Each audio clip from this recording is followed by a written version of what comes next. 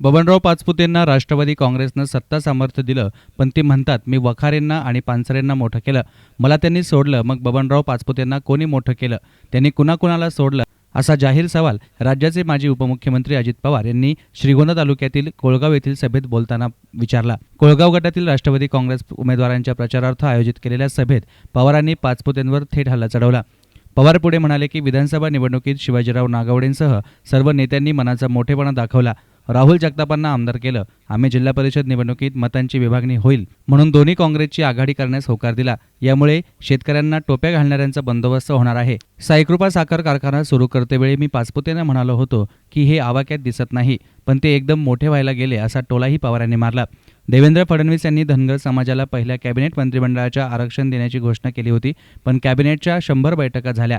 धनगर समाजाला आरक्षण दिलं का? ती अवस्था मराठा आणि मुस्लिम समाजाच्या आरक्षणाचीही होईल, असंही त्यांनी सांगितलं. मेक इन इंडियाचे गाजर सरकारनं दाखवले. श्रीगोंदा कर्जत पारनेरला एखादा कारखाना आला का? शेतीमालाच्या भावाची वाट लावली. साखरेला भाव येण्याची परिस्थिती निर्माण होताच परदेशातून रॉ शुगर आयात करण्याचं धोरण घेतलं. नोटाबंदीच्या निर्णयामुळे सहकारी बँका पतसंस्था कोंडीत पकडल्या. भाजपवाले सरड्याप्रमाणे रंग बदलणारी औलाद आहे, असा घणाघाती आरोप त्यांनी केला. देवेंद्र फडणवीस विरोधी पक्ष नेते आहेत का मुख्यमंत्री हेच कळत नाही. बाबा बेंबीच्या देठापासून ओळखतो, असं करायचं तसं करायचं, अरे कसं करायचं? कर्जमाफी तरी करा बाबा, पहिल्यांदा आमच्या शेतकऱ्याचं भलं करा.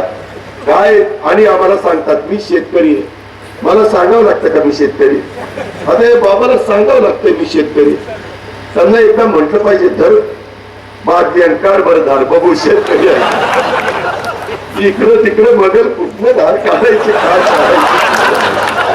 पिशवीतलं दूध घ्यायची बाबाला सवय, कशाची धार आणि कशाचं काय सर पण माहिती नाही, दार पण माहिती नाही, पालवायचंय माहिती नाही आणि लाच मारलेली करायचं नाही.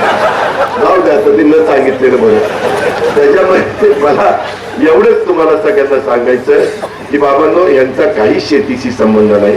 हे निव्वळ काहीतरी दिशाभूल करतात. तुम्ही बघा, एवढ्या महत्वाच्या निवडणुका आल्या, आम्ही प्रपंचाचं बोलतोय. या नोटाबंदीमुळं आज लोकांच्या अडचणी निर्माण झाल्या, त्याच्यामध्ये महागाई वाढायला लागलेली आहे.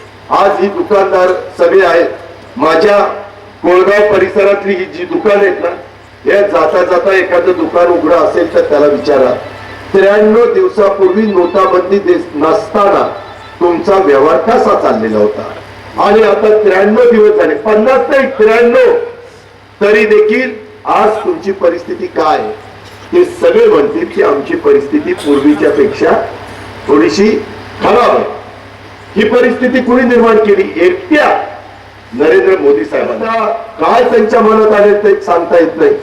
तुम्ही एखाद्याला डोक्यावर पण घेऊ शकता आणि एखाद्या डोक्यावर घेतल्यानंतर त्याला डोक्यामध्ये सत्तेची मस्ती शिरली तर त्याला तुम्ही खाली पण पाडू शकता. ही किमया डॉक्टर बाबासाहेब आंबेडकरांनी दिलेल्या मताच्या अधिकारामध्ये तुम्ही दाखवता.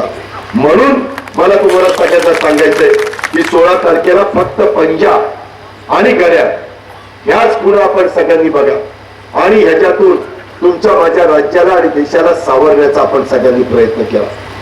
आज काय निवडणुकीच्या निमित्तानं विकासाच्या बद्दल बोलायचं म्हटलं तर एकमेकांची उमेदुरी काढतात. एक जण म्हणतोय आता याचा पाठिंबाच काढून घेतो, काही मंत्री म्हणतात खिशामध्ये राजीनामा घेऊन फिरतो. अरे मग काढ आणि दे ना, खिशात खिशाला ठेवलाय, त्याच्यामध्ये घेऊन एकदा संपून टाक. काही जण म्हणतात बॅगा तयार आहेत, आता कपड्याच्या बॅगा तयार आहेत का कशाच्या बॅगा तयार आहेत कुणाला माहिती.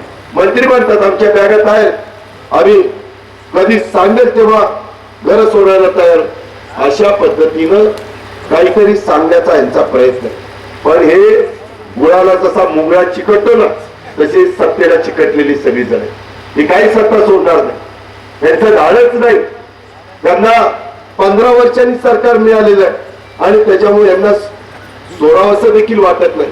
आमदार राहुल जगताप म्हणाले की माझ्याकडे काही राहिलं नाही म्हणून भावनिक बोलतात. मग भावाचा उमेदवारी अर्ज बाद होऊ नये म्हणून हिरडगाव ग्रामपंचायतीला 35 लाख भरण्यासाठी कुठून आले? मी सांगते मी मोठे केले, मला सोडून सगळे बाजूला गेले. मग ती टीका आदरणीय अण्णासाहेबांवर असेल, आपल्या वेगवेगळ्या उमेदवारांवर असेल. तुम्हाला सांगतो, राष्ट्रवादी काँग्रेस पक्ष ज्यावेळेस 13 वर्षाचा होता त्यावेळेस 5 वर्ष वनमंत्री म्हणून काम करण्याची संधी आदरणीय पवारसाहेब असतील, आदरणीय अजितदादा असतील, त्याचबरोबर 3 वर्ष आदिवासी मंत्री म्हणून कॅबिनेट, नगर जिल्ह्याचे कॅबिनेट मंत्री म्हणून काम करण्याची संधी या आपल्या दोन नेत्यांनी त्या ठिकाणी दिली आणि 2.5 वर्ष त्यांना पक्षाचं त्या ठिकाणी प्रदेश अध्यक्ष म्हणून काम करण्याची संधी दिली. ही संधी कोणी दिली? ती आदरणीय पवार साहेबांनी संधी दिली. ही संधी कोणी दिली? ती आदरणीय अजितदादांनी संधी दिली. म्हणजे 13 वर्षाचं वय पक्षाचा असताना एवढी मोठी संधी जर त्यांना त्या ठिकाणी उपलब्ध करून दिली आणि म्हणून दुसऱ्याच्या घरावर दगड मारत असताना आपण नेमकं काय केलं याचा विचार खऱ्या अर्थानं त्यांनी त्या ठिकाणी करायला पाहिजे. कुंडलिकराव जगताप, अण्णासाहेब शेलार, अनिल घनवट, प्राध्यापक तुकाराम दरेकर, अर्चना पानसरे, धनसिंग भोयटे, गौतम घोडके यांची ही भाषणं झाली. News reporter Sujit Gaikwad, SN media, Shrigonda.